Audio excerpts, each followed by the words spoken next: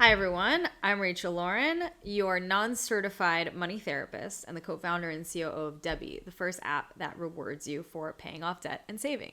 And today, we're going to run through people's worst financial mistakes on Reddit so you don't have to. Now, I am banned from Reddit due to things that I can't talk about here, but our lovely intern has put together some things for me to respond to and to take a look at. So let's get into it. My ex was one of those guys who spends his account down to $0 right before payday, took a loan for a new car at age 20, yet somehow paid his credit card off at the end of the day because he was scared of interest. Yes, every day.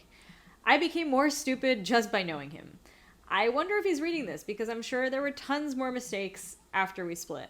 So let me understand this. The guy would spend all of his money every month, but was afraid of interest, so he would pay down his credit cards, which, great idea, pay off your credit cards, don't get interest, but wasn't saving anything, was just spending all the money he had, and took a loan for a new car at age 20. He's like halfway there. He gets kind of the idea, but he's lost the rest of the plot. The point is you should be saving, not just paying off your credit cards at the end of every month. But you know what? This is still better than I think probably some of the stories that we're going to see. My ex is my biggest financial failure. I pay for her tuition for 2 semesters.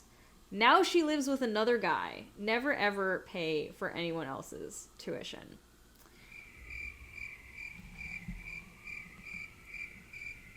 You never know how things are going to go, and you always think rainbows and butterflies and things are going to work out in the end and you're going to be together forever. But the reality is that for most relationships, that's just not going to happen.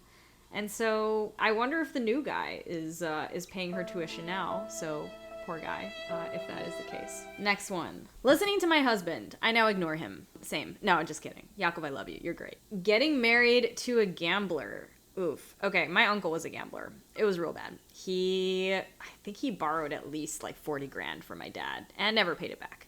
So gambler also means that they've got other shit going on. Like they might be cheaters. They might be doing other stuff. Big red flag. Huge red flag. Don't do it. Just heard of a woman spending 16 grand on brand clothes for her children because they were going to a wedding of a wealthy person. What's going on in someone's head that like they need to wear super expensive clothing around other wealthy people? Like they need to prove that they're part of the same echelon. What's the logic here? Someone let me know what you think, because every wealthy person I've ever seen dresses like a hobo. So you may as well just show up wearing like a trash bag to a wealthy person's wedding, honestly. Bonus story, knew the wife of an unemployed person, demanding he take up a loan to get her a Range Rover because her friend just got a Range Rover. You could tell her that the friend also just shaved off all her eyebrows. So, you gotta do that too. It's great being single. Yep, my ex had a job for a year out of our 6-year relationship. I snapped one day and just said, nah, I can't do this, and left. I had to pay off a fair bit of debt, but 3 years later, I'm married and have a house. But also, 6 years, you waited 6 years to get out of that relationship. Let's think about this for a second. First year, the person didn't have a job. Second year, the person didn't have a job. Third year, the person didn't have a job. You were supporting them throughout this entire time. 6 years, you realized that you can't do this anymore? Decide faster. If you can't decide within a year if you want to be with someone and that they're normal and don't have crazy financial red flags, that person's not for you. Sorry. Maxing out credit card at 18 and forgetting about it for years, thinking it would disappear. 10 years later, still paying the consequences.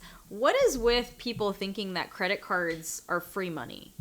I mean, I guess they put it in the ads, like, get 10 grand here, but like it's not even fine print. Like people, like credit cards are loans. You need to pay them back. You can't just forget about them.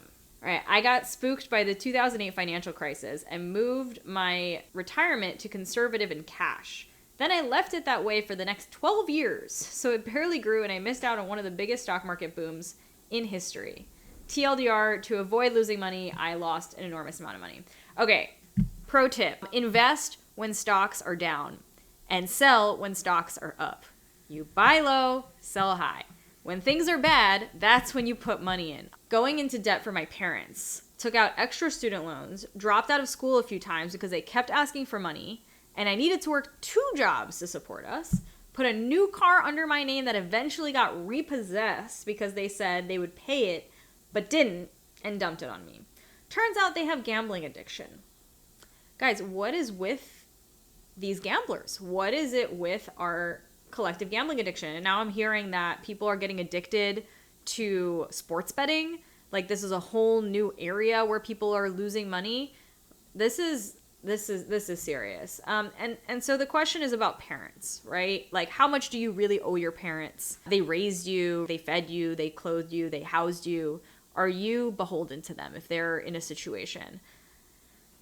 This is a hard question to answer. And so I think that while you are responsible for helping them to a certain extent, they also are accountable to giving you answers to why they need money and what's going on. And if they have a gambling addiction, you should not be giving them money. You are enabling that addiction. That's with any addiction. If they're drug addicts, if they're gambling addicts, if they're sex addicts, do not be giving them money to do those things that are draining their cash and also draining yours, because they will come back for more and it will not be good for you.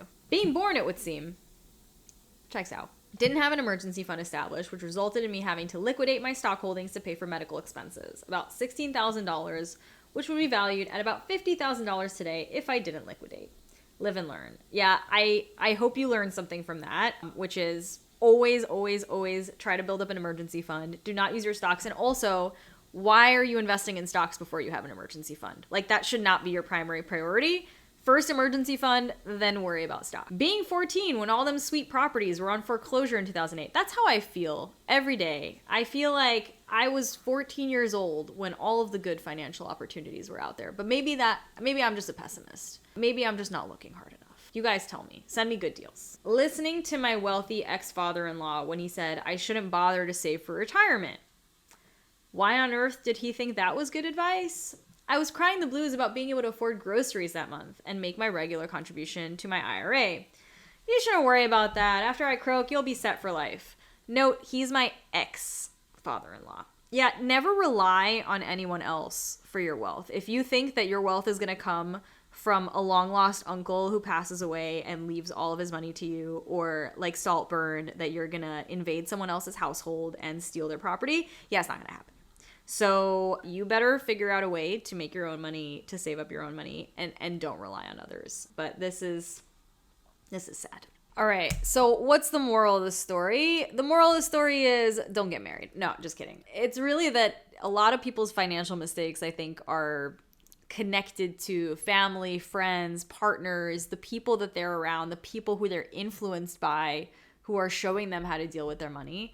Decouple yourself from others when it comes to your money. Obviously, take the good habits and the good learnings that you got from your parents and try to integrate those into your life. But really sit down and try to create your own structure and your own path when it comes to money. Don't rely on others. Don't expect anything from others. And definitely, if other people are asking you for something and you have a feeling that it might not be totally genuine or they have a problem, investigate. Don't enable them, because you don't know. They might be gamblers, they might be cheaters, they might be addicts. And I don't want to make anyone feel like a pessimist or feel like the world is in the shitter, which, maybe it is. There are lots and lots of cases of people going into debt, not because they made bad financial decisions, but because the people around them made bad financial decisions and dragged them into those situations. So that's the lesson I leave you here with. Doesn't mean you shouldn't get into a relationship, but maybe try to sit down and actually see what's going on with their money first, talk to them about it, have open communication, make sure that they're on a path themselves to having a better life and to figuring their own shit out with their money. And then you can move on, and then you can build joint goals. So thanks, everyone. Just a reminder, I'm Rachel Lauren. I'm your non-certified money therapist and the co-founder of Debbie, and I will invite you to like, subscribe. Thank you.